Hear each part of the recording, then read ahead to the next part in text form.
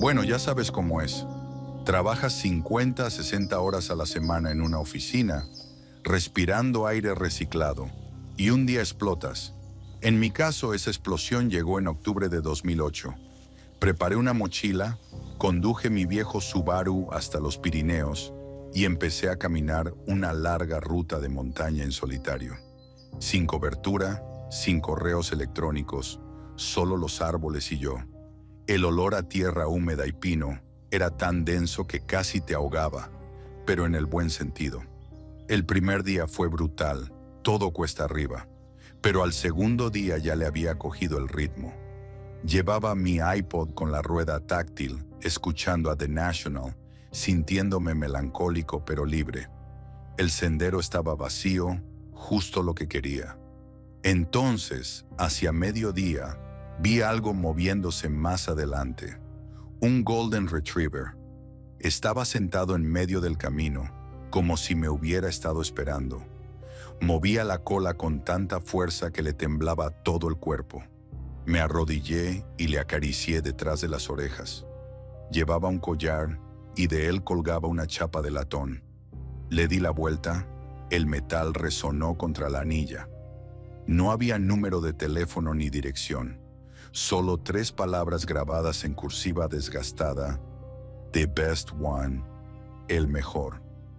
Recuerdo haber pensado que la chapa era mona, pero aún así, algo en el desgaste del metal me inquietó, como si muchas personas diferentes la hubieran leído antes.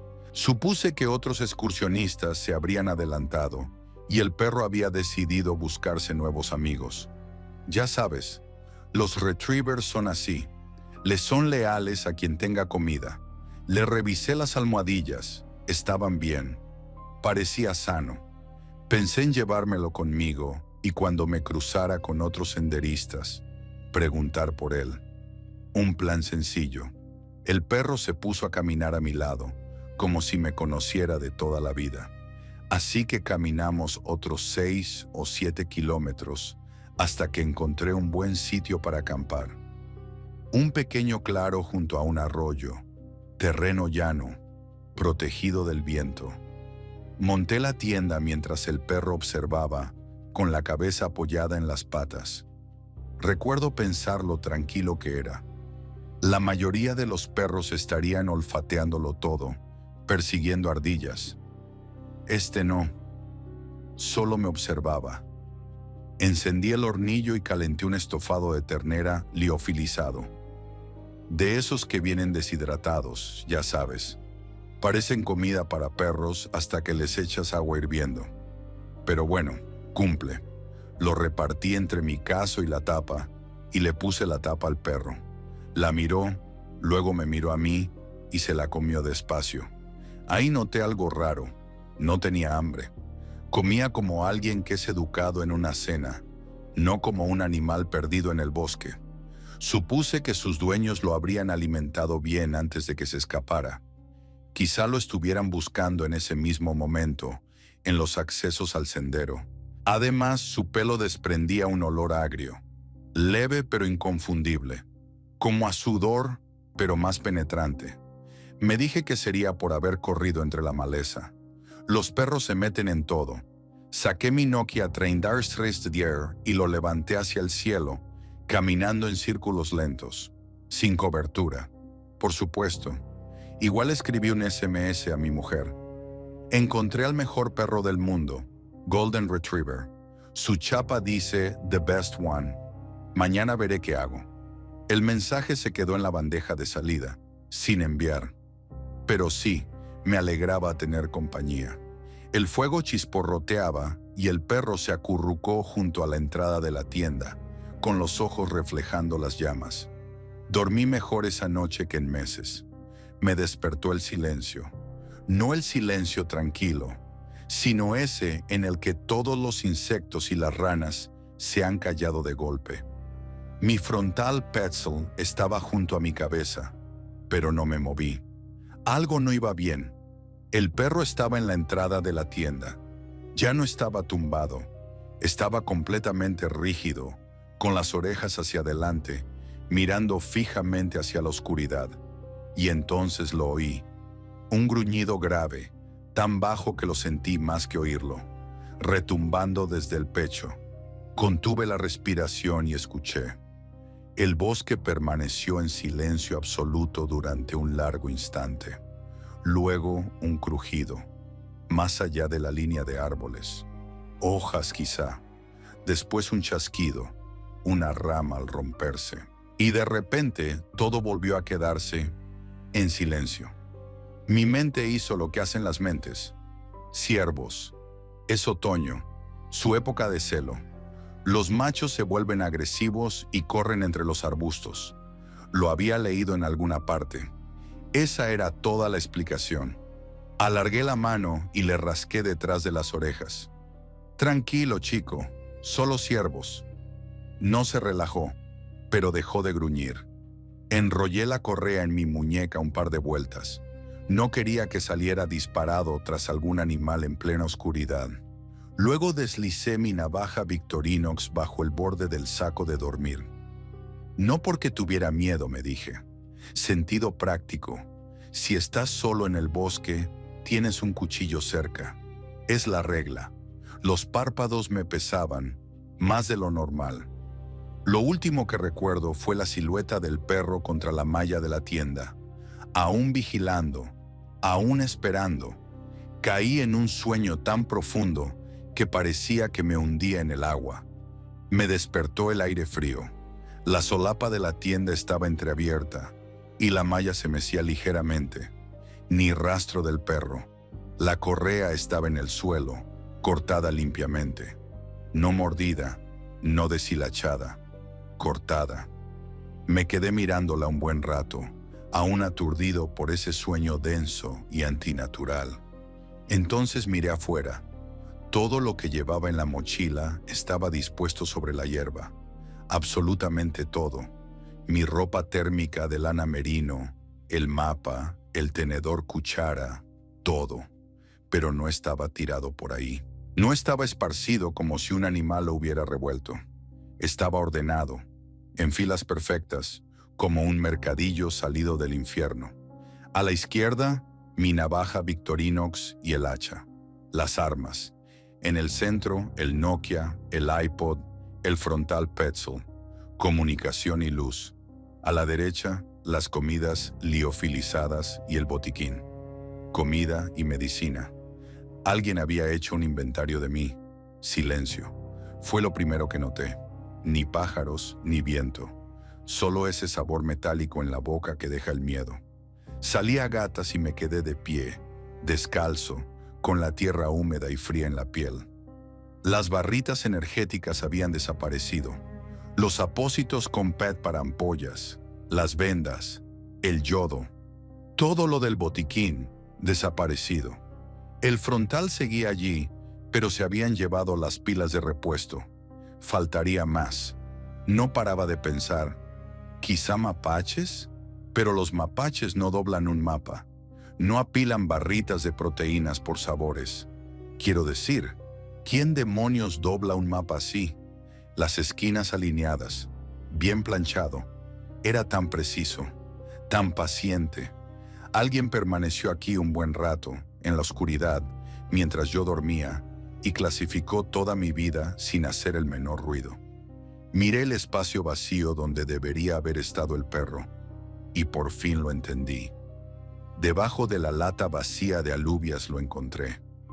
Un papel arrancado de un cuaderno pequeño, de esos de espiral.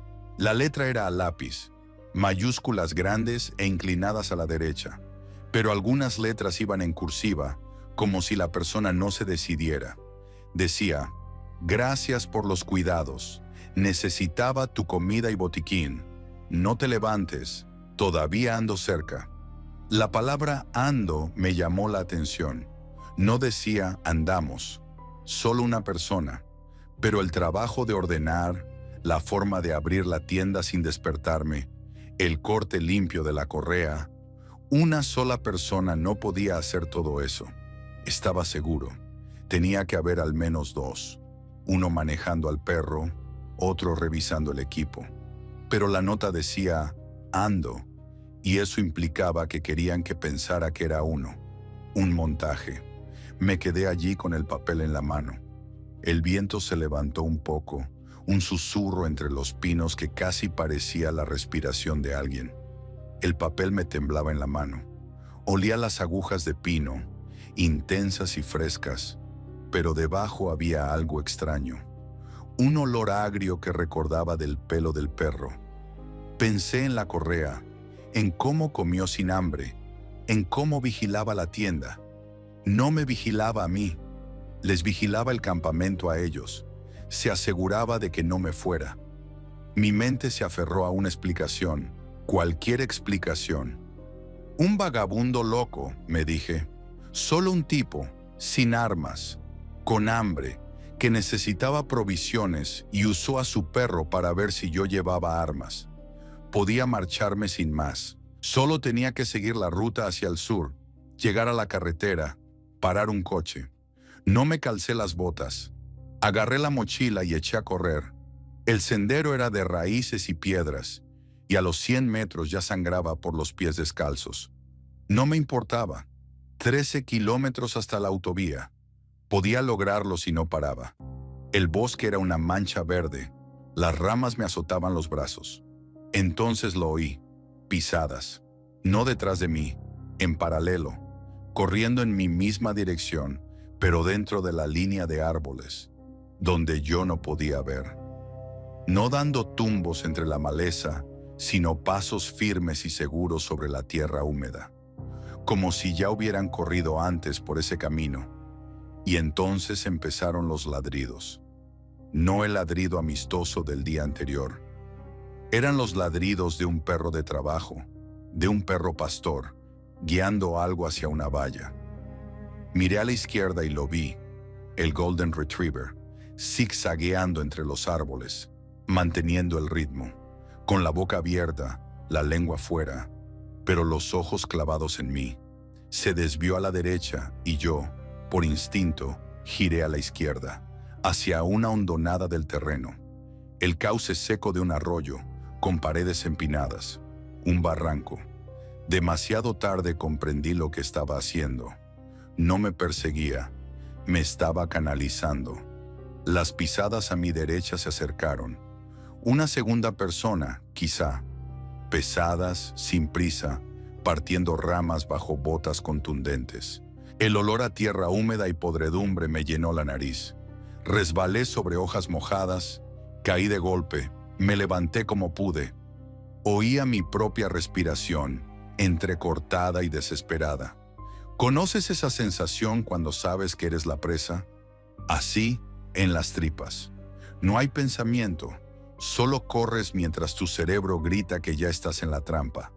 El perro ladró otra vez, fuerte y cercano, y vi la carretera entre los árboles, 50 metros.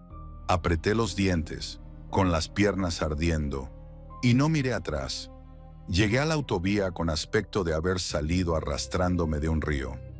Un camionero paró y llamó a la Guardia Civil. No encontraron nada, ni campamento, ni pruebas, ni rastro de nadie. El agente, un tipo cansado con aliento a café, me tomó declaración en el aparcamiento del Hostal Posada del Monte Verde. Me escuchó y luego dijo lo que yo sabía que diría. Probablemente un vagabundo. Lo del perro es mucho decir, hijo. Por aquí nadie adiestra perros así. Quizás se perdió, se golpeó la cabeza. El estrés puede causar eso. Casi le creí. Me dieron una habitación. Me duché, me vendé los pies y me quedé mirando el letrero de neón que zumbaba al otro lado de la ventana. Entonces metí la mano en el bolsillo de la chaqueta, la misma que había dejado colgada de una rama en el campamento. Mis dedos tocaron metal. Lo saqué. La chapa de latón. The Best One. No recordaba haberla cogido. No la había desenganchado del perro, pero allí estaba, fría en mi palma, el metal tintineando contra mi uña.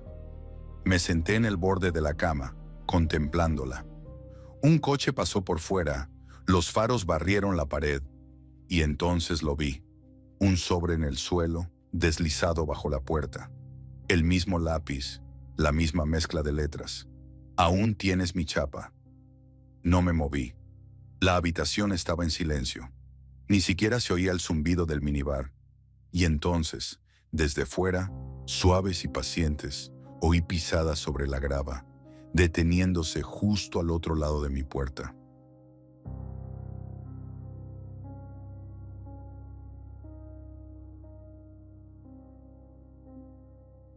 Bueno, pues todo esto empezó en 2011. Mis amigos, Jaime, Tomás y las chicas, teníamos este viaje de camping anual al lago de Valle de Bravo. Era nuestra tradición, ¿sabes? Cargábamos la vieja Explorer de Tomás con neveras, llenas de cervezas, tiendas baratas y simplemente desaparecíamos un fin de semana. Esa noche de agosto era perfecta. Nada de humedad, nada de mosquitos, solo un cielo estrellado. Montamos 2 tiendas como a unos 15 metros del agua. Las chicas en una, nosotros en la otra. Nos quedamos hasta tarde, charlando de viejos tiempos, y luego nos dormimos profundamente como a medianoche. Recuerdo estar en mi saco de dormir, escuchando el agua chapotear contra la orilla, sintiéndome completamente en paz. Recuerdo pensar que ese sonido no tenía nada que ver con el viento. Algo estaba abriendo nuestra tienda y lo hacía despacio a propósito. O sea, al principio intenté convencerme de que era solo el viento moviendo la lona. Ya sabes cómo es, el cerebro busca cualquier explicación lógica. Pero esto era diferente. Era una cremallera, un zumbido bajo y constante. Zip, haciendo pausas cada pocos centímetros, como si alguien tuviera cuidado de no despertarnos. Me quedé helado, mirando el techo de malla oscura, y noté que la respiración de Jaime cambió. Él tampoco dormía. Ese sonido, hombre, seguía y seguía, pausado y deliberado. Y entonces la solapa de la tienda junto a nuestros pies empezó a abrirse, y supe que no estábamos solos.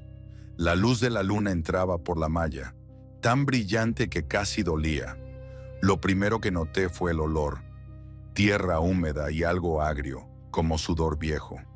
La cremallera se detuvo y por un segundo hubo un silencio total. Luego una respiración lenta y húmeda.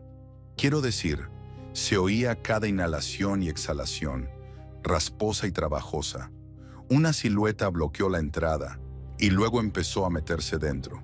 Y entonces la vi, una mujer, descalza, con una bata de hospital delgada. Era azul pastel, lo recuerdo, pero toda manchada de barro, y Dios sabe qué más. No nos miró a ninguno, ni una vez. Simplemente gateó dentro de la tienda a 4 patas, como si sus articulaciones no funcionaran bien, como una araña moviéndose por una pared. Quería gritar, pero la garganta se me cerró.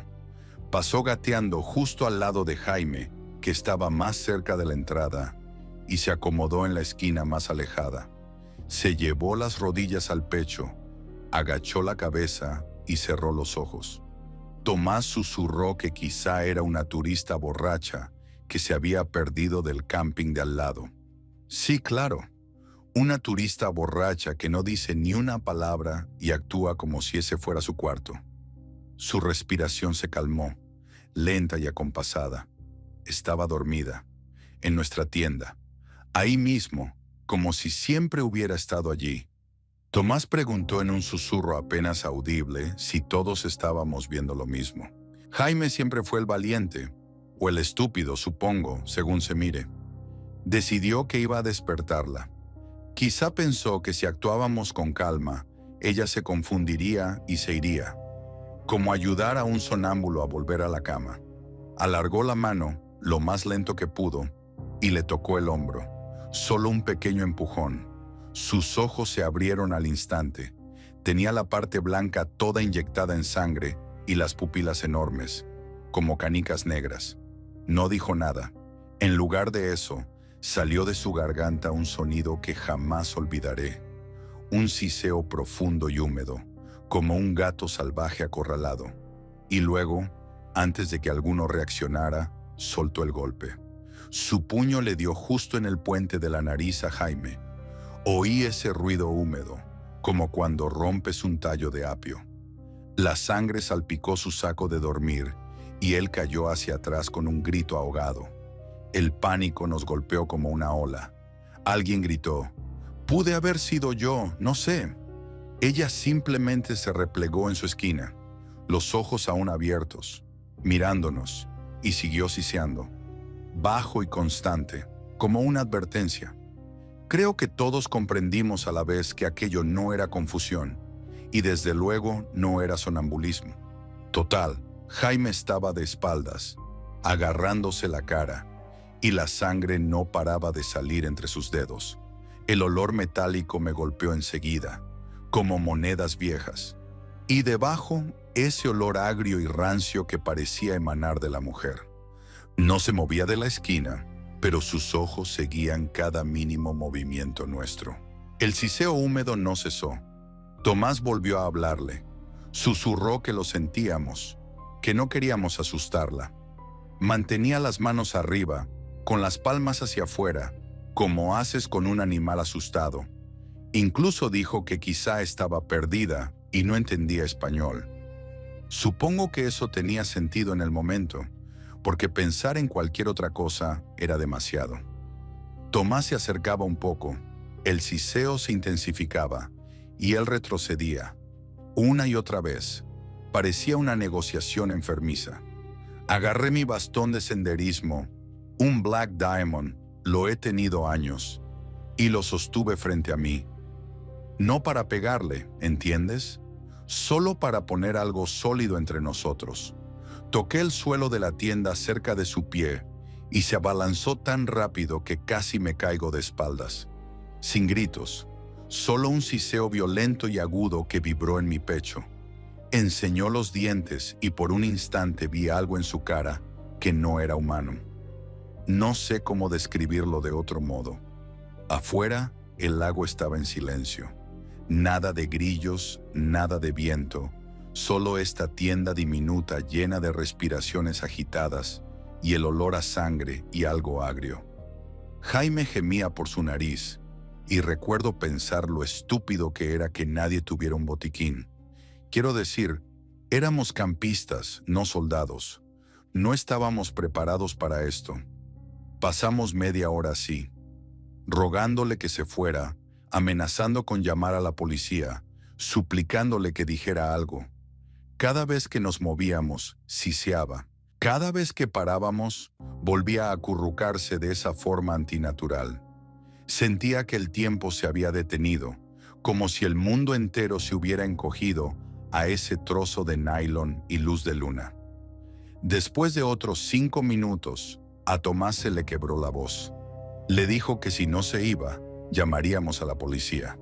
Supongo que pensó que eso significaría algo, pero ella solo ladeó la cabeza, lento, como un lagarto, y siguió siseando. Me pareció ver que sus labios se movían, casi una sonrisa, pero no estoy seguro. El olor agrio se intensificó y sentí bilis en la garganta. Y entonces, sin hacer nada de ruido, empezó a desenroscarse. Se desenroscó como una araña desanudando sus patas. Quiero decir, no era natural. Ningún humano se mueve con esa fluidez.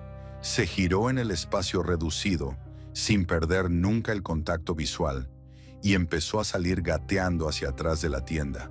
Todo el tiempo, sus ojos se mantuvieron clavados en nosotros, sin pestañear. Me fijé en sus manos, en cómo sus dedos se extendían contra el suelo. No había peso, ningún apoyo, solo ese deslizarse silencioso. Supongo que debería haberme aliviado, pero no. Algo en su forma de moverse me puso la piel de gallina todavía más. Salí un poco, solo lo justo para asomarme por la solapa de la tienda, mi bastón aún temblándome en la mano. Ella salió del todo y se paró en el borde del campamento. La luna estaba detrás de ella, así que no le veía la cara, solo la silueta. Su bata de hospital colgaba suelta, y entonces lo vi. Una pulsera de plástico en la muñeca, blanca con un código de barras. ¿Sabes? Recuerdo pensar que probablemente era de un festival de música o de un spa.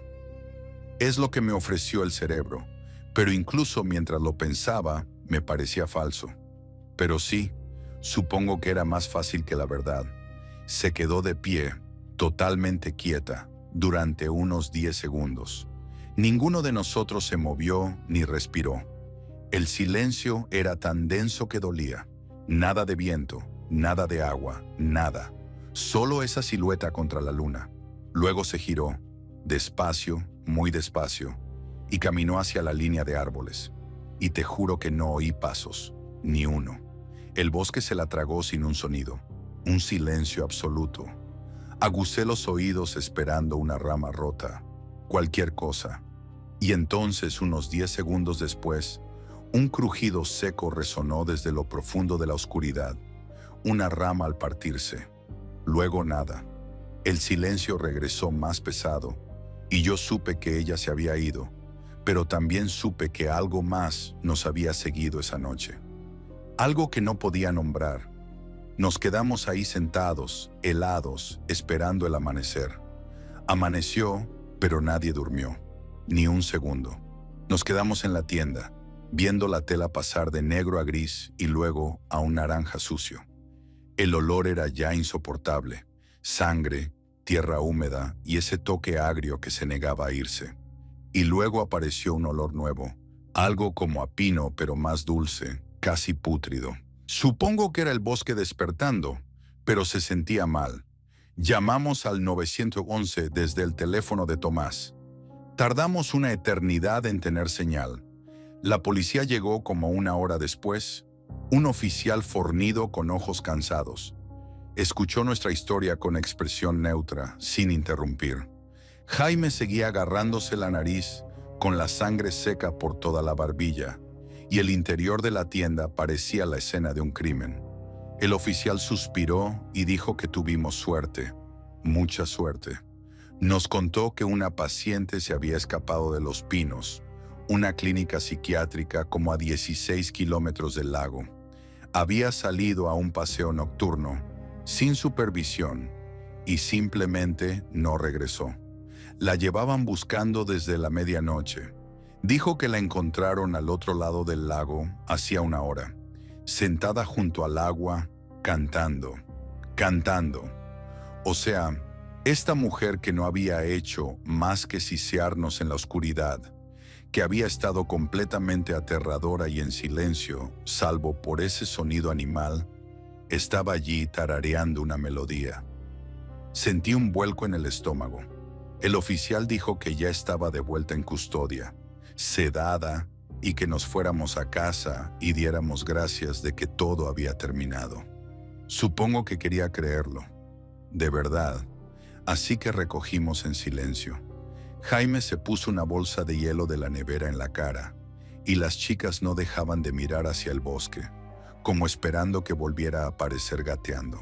Recuerdo fijarme en los pinos alrededor, cómo la luz de la mañana hacía brillar la resina, y ese olor a podrido dulzón mezclado, como algo muerto oculto apenas fuera de la vista. Pensé en lo de cantar. Tarareó una melodía que probablemente conocía, una canción vieja que no pude ubicar. Ese contraste me rompió algo por dentro. En la tienda era pura amenaza. Junto al agua, solo una mujer perdida. No podía entenderlo, pero mientras guardaba el equipo, no dejaba de oler ese aroma a pino y podrido. Y no podía quitarme la sensación de que todo era demasiado perfecto, demasiado fácil. Y entonces recordé cómo me había mirado, como si estuviera memorizando mi cara. 2 semanas después, estaba de vuelta en mi apartamento en Ciudad de México. No había dormido más de 3 horas por noche desde aquel viaje. Cada vez que cerraba los ojos, oía la cremallera, el sonido lento y deliberado de algo abriéndose. Me despertaba gritando, empapado en sudor, y mi novia me abrazaba y me decía que ya había pasado. Pero sí, supongo que yo sabía que no. No podía dejar de pensar en los pinos. Una noche, como a las 3 de la madrugada, me puse a investigar. Encontré un artículo corto en el archivo de El Universal de 2009, 2 años antes de nuestro viaje. Un celador había aparecido muerto en los terrenos de la clínica en, cito, circunstancias sospechosas. El artículo decía que durante el caos, varios pacientes se habían escapado de las instalaciones. Solo algunos fueron recuperados. El resto quedó en calidad de desaparecidos. El artículo no decía qué pasó con ellos, pero creo que puedes imaginarlo. Levanté la vista de la laptop y miré por la ventana. Mi apartamento está en un tercer piso, sin balcón, sin escalera de incendios. Y allí, pegada al cristal desde fuera, había una huella. Un pie descalzo, sucio, como si alguien hubiera apoyado la planta contra la ventana y la hubiera mantenido ahí. El olor a tierra húmeda me golpeó un segundo después. El mismo olor de la tienda.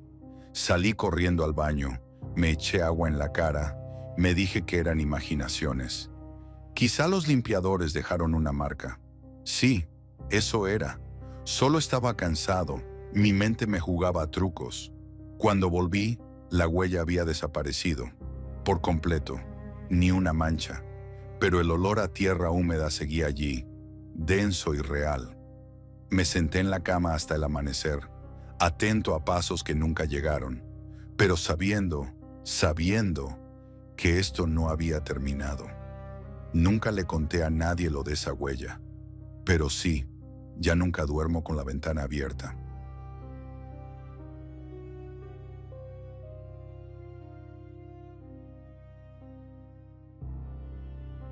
Esto ocurrió en 2014. Estaba haciendo un viaje en solitario por los bosques de pinos de la sierra, a las afueras de Madrid. ¿Conocen esos senderos al pie de las colinas, donde todo es seco, silencioso y huele a pino húmedo y a polvo? Había montado el campamento en un pequeño claro, nada del otro mundo. Solo mi tienda para una persona y un hornillo para la cena. La verdad, fui un vago.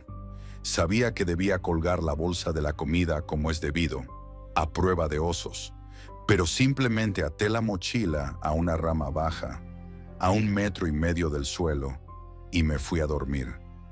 El silencio allí no es vacío, es denso. Oyes hasta tu propia sangre moverse. Pero lo que pasa con el silencio absoluto es que convierte el más mínimo ruido en algo ensordecedor. Y el ruido con el que me desperté no era pequeño en absoluto. Era el chasquido húmedo y deliberado de las costuras al reventar, justo al lado de mi oreja. Me quedé helado. Ese sonido, ras, pausa, otro ras, venía de la mochila, pero era como si estuviera a centímetros de mi cabeza. Aguanté la respiración. Me dije que seguro era un mapache. Son unos ladronzuelos listos, ¿no? Un sonido demasiado pequeño y descarado para un oso. Me quedé tumbado, oyendo cómo las costuras de mi mochila se deshacían hilo a hilo. Luego, el rasgado se detuvo. Por un segundo pensé que ya había pasado, pero entonces oí algo que se movía. Un paso pesado y arrastrado sobre las agujas de pino secas justo al otro lado de la tienda, y un resoplido húmedo y leve, como si algo saboreara el aire. Y después, lento y calculado, algo rozó la tela de nylon junto a mi cara. Las paredes de la tienda se combaron hacia adentro. Debería haberme quedado dentro, pero ya saben cómo es. Tienes que mirar. Busqué a tientas mi linterna frontal, la que siempre guardo en el bolsillo de malla, y me la puse. El haz de luz atravesó la oscuridad al abrir la cremallera de la tienda, solo unos centímetros. Esperaba ver un mapache gordo con cara de culpa. En lugar de eso, la luz iluminó algo que me revolvió el estómago. Un coyote, pero uno que no estaba sano. Parecía viejo, el pelaje gris apelmazado en mechones y la cabeza colgando baja entre los hombros huesudos. Los ojos no estaban bien, entrecerrados, con un líquido espeso y amarillento que le supuraba por las comisuras, como si llorara pus, y no parpadeaba. Le di justo en la cara con el foco y él solo miraba fijamente. No se inmutó, no giró la cabeza. Uno espera que un animal salga corriendo, pero este no. Pensé, a lo mejor está ciego. Quizá lo atropelló un coche y subió hasta aquí para morir. Casi me dio pena. Pero entonces noté el olor, un tufo metálico y acre, como a monedas viejas mezclado con algo agrio, que salía de sus fauces abiertas. Y entonces oí el sonido. Un estertor grave y borboteante en el fondo de la garganta, como líquido pasando a la fuerza por una tubería obstruida. No era un gruñido, no era una advertencia, solo exhalaba ese ruido, observándome con aquellos ojos supurantes. Pensé que, si me hacía el grande y daba palmadas, se alejaría. Así que, despacio, abrí un poco más la solapa de la tienda. Levanté la mano derecha y me preparé para espantarlo. Pero justo antes de dar la palmada, el ruido cesó. El silencio que lo sustituyó fue absoluto. Y en esa quietud total, el coyote dio un paso rígido y torpe hacia mí. Su pata cayó sin ruido sobre la alfombra de pinocha. El haz de mi frontal tembló cuando sus mandíbulas se separaron un poco, y aquel olor agrio y metálico se volvió tan intenso que casi podía saborearlo. Nunca terminé de dar esa palmada. Tenía la mano a medio levantar cuando el coyote se movió. No se abalanzó como un perro. Fue más bien un espasmo, un chasquido convulsivo. Sus mandíbulas se cerraron sobre mi antebrazo derecho antes de que yo siquiera registrara el movimiento. Y luego, nada. Ni gruñido, ni ladrido. Solo la mordedura, como una máquina. Los dientes atravesaron la manga de mi chaqueta de forro polar, esa vieja chaqueta de montaña que llevaba años usando, y se clavaron en la piel con un sonido húmedo y crujiente que sentía hasta en mis propios dientes. El dolor fue blanco y fulminante. Inmediatamente me dio náuseas, y entonces pude oler su aliento, agrio y podrido, como carne en descomposición. Grité y le di una patada por instinto. La bota le dio de lleno en las costillas. Me soltó tan repentinamente como me había agarrado, trastabillando hacia atrás con un golpe seco entre la maleza.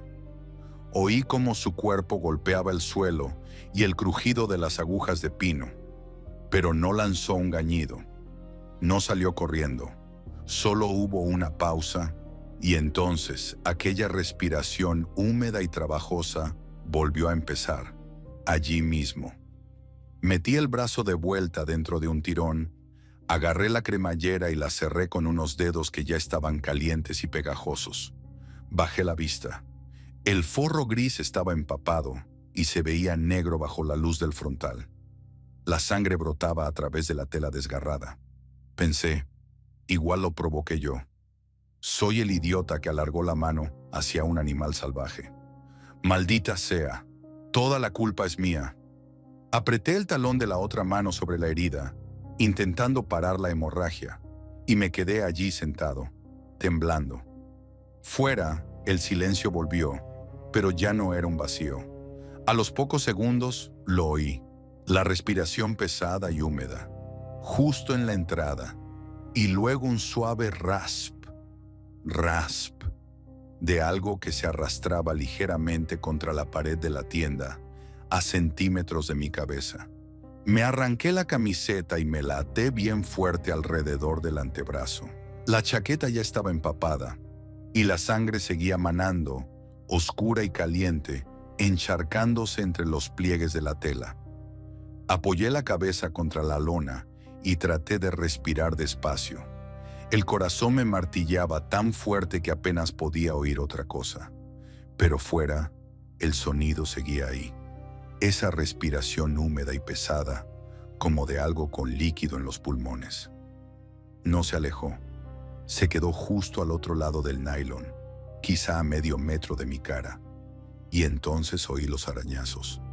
Un lento y calculado raspar de garras contra el poliéster. sin intentar entrar, solo recorriendo el contorno de la tienda, poniéndola a prueba. Cogí el móvil. La pantalla se encendió con aquel estúpido juego, el 2048. Necesitaba algo, lo que fuera, para centrarme además de en la sangre y en aquel ruido. Deslizaba fichas, 2 y 2 para hacer 4, 4 y 4 para hacer 8.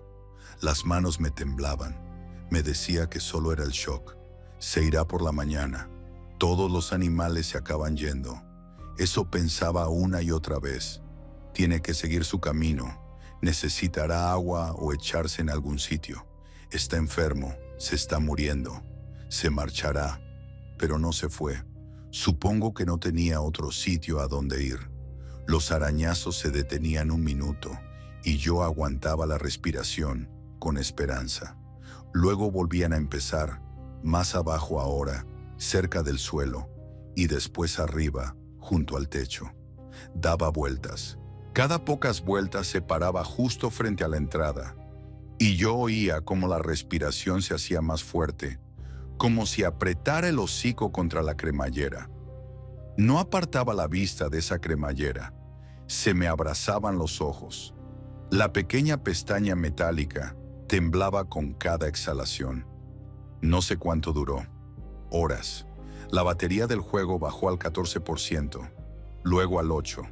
La pantalla se atenuó y en el reflejo vi mi propia cara, pálida y surcada de mugre. Y entonces, justo cuando el primer atisbo gris del amanecer empezó a filtrarse a través de la tela de la tienda, los arañazos se detuvieron a mitad de un gesto. La respiración se cortó. El mundo se sumió en un silencio tan repentino que me zumbaban los oídos por la ausencia. El amanecer llegó lento, de un azul grisáceo. Esperé otra media hora, puede que más, escuchando la más absoluta nada. Los pájaros no cantaban, el viento no se movía. Al fin, abrí la cremallera con la mano sana y salí a gatas al aire frío y húmedo. El suelo estaba alfombrado de pinocha y todo olía a tierra mojada y a algo más, algo putrefacto. La mochila había desaparecido. Bueno, no desaparecido, sino desmantelada. La tela estaba hecha jirones, el contenido esparcido por el claro como si hubiera estallado una bomba. Un envoltorio roto de una barrita energética crujió bajo la bota. Migajas secas por todas partes. Pero fue el saco de dormir lo que me revolvió el estómago. La parte exterior, la que había estado pegada a la pared de la tienda, estaba empapada. Una saliva espesa y burbujeante, blanca, amarillenta y espumosa, con finos hilos de sangre.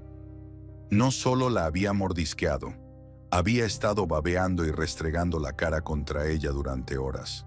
El olor a podredumbre era tan denso en el aire que tuve que respirar por la boca. Me quedé allí plantado, mirando el desastre y me sentía entumecido, como si el cerebro se me hubiera puesto en modo práctico. Pensé, solo es rabia, eso es todo, un animal enfermo. Tengo que ir al hospital, unas inyecciones, unos pinchazos, no hay nada que temer. Así que, bueno, lo tiré todo al maletero sin más. Ni siquiera me molesté en plegar la tienda.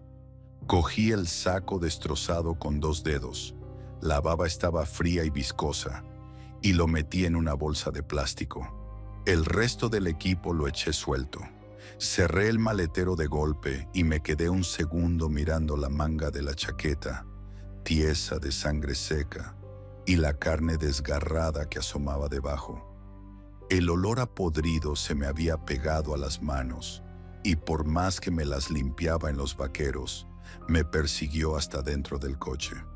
Conduje directo a un centro de salud en Madrid, sin pensar siquiera en ir a casa.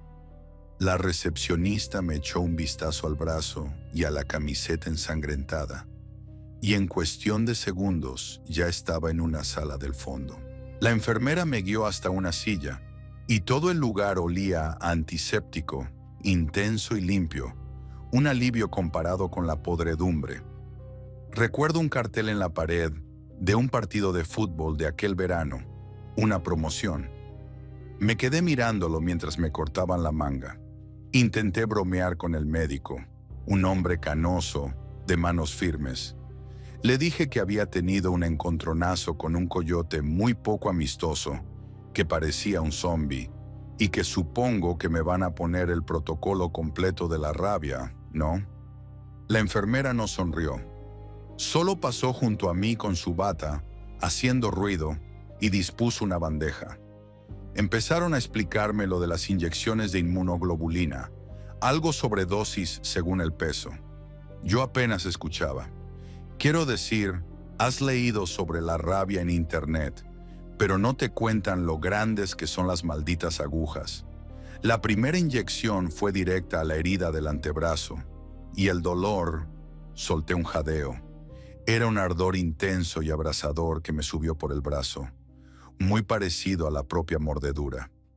Volví a sentir los dientes. Intenté mantener el papel de tipo duro. Dije, bueno, al menos ahora seré inmune, como un superhéroe. Pero la voz me tembló y nadie se rió. Siguieron trabajando, inyectando de nuevo en el músculo desgarrado, y yo me quedé ahí, agarrado a la silla, y me di cuenta, por primera vez realmente, de que si hubiese esperado un día más, estaría muerto, sin cura, una muerte lenta y segura. El médico se secó las manos y dijo algo sobre vacunas de seguimiento al tercer, séptimo y 14º día. Yo solo asentí, sintiendo cómo el ardor se extendía por las venas. El roce de la bata de la enfermera al retirarse fue el único sonido en la habitación. Pasó un mes. Las cicatrices de la mordedura se curaron hasta ser solo una mancha pálida e irregular en el brazo. Pero a veces aún sentía un dolor fantasma, una aguja de calor punzante al levantar algo pesado. Estaba en casa, sentado en la penumbra con el portátil.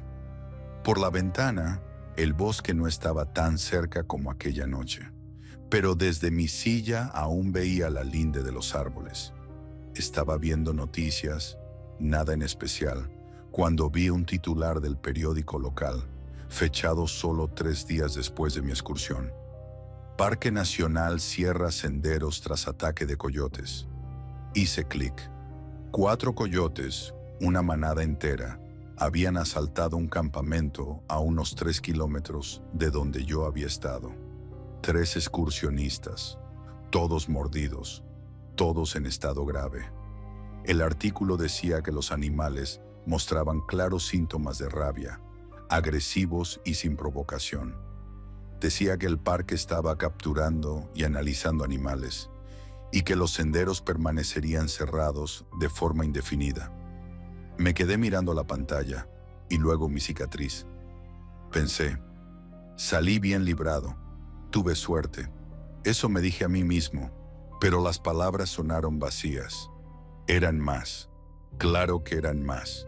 Aquel coyote viejo y enfermo no era un animal perdido y solitario. Fue el primer síntoma, quizá el explorador, o solo una pieza de algo más grande que se extendía por el bosque. Cerré el portátil y miré hacia la oscura línea de árboles. El silencio en mi apartamento era profundo y quieto, pero ahora se sentía distinto, pesado, como algo que esperaba justo al otro lado del cristal. Y en mi cabeza, un susurro, sin palabras, solo un murmullo grave de certeza. Nunca saldría realmente de aquel claro.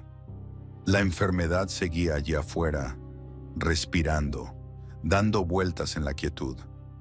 Escuché el silencio, y el silencio me devolvió un zumbido, como un aliento contenido durante demasiado tiempo.